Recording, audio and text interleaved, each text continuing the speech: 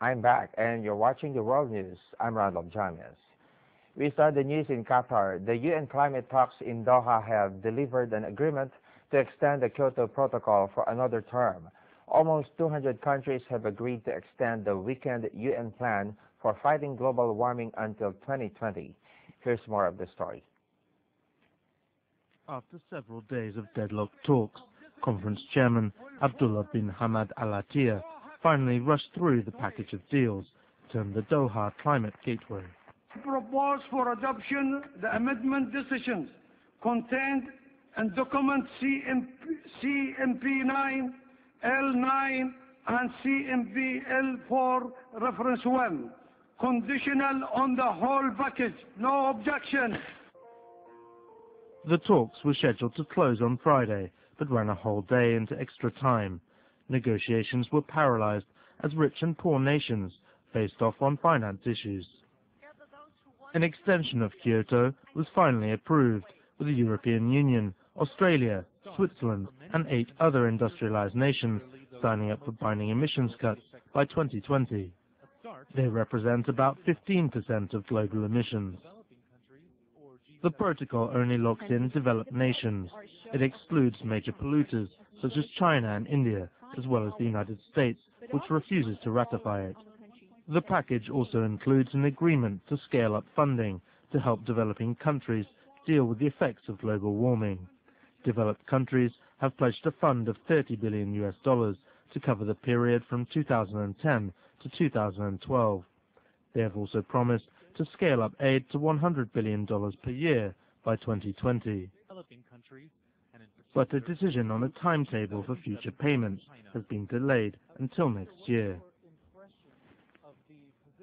China has proposed a medium-term climate fund.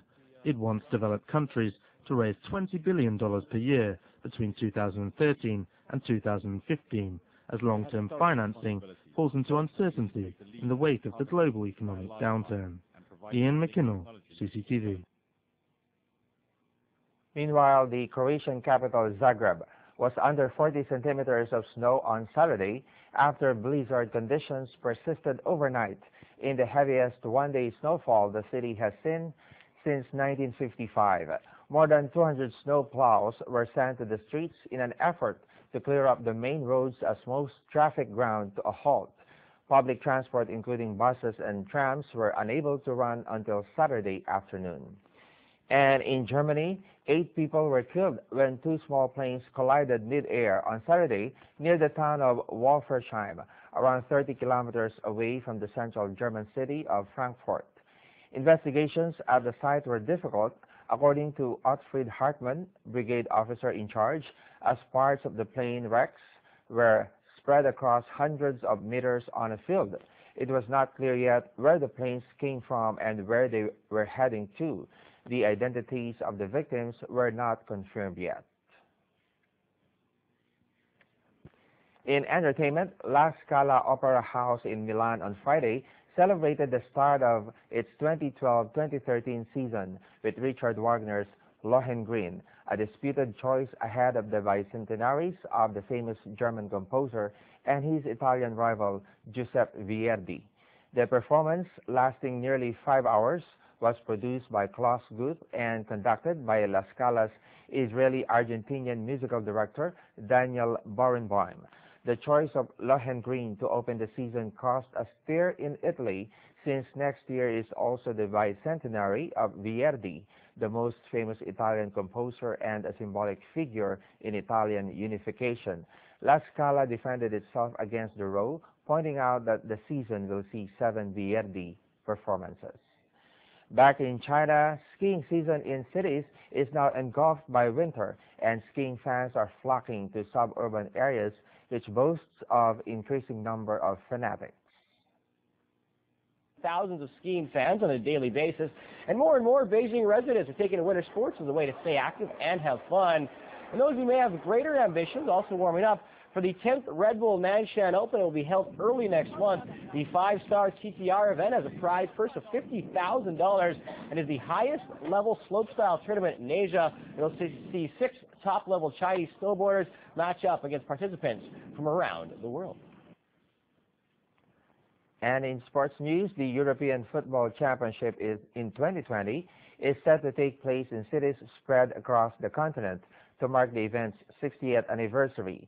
That decision came from European governing body UEFA. Its president said the new scheme will spread the financial load of hosting the tournament.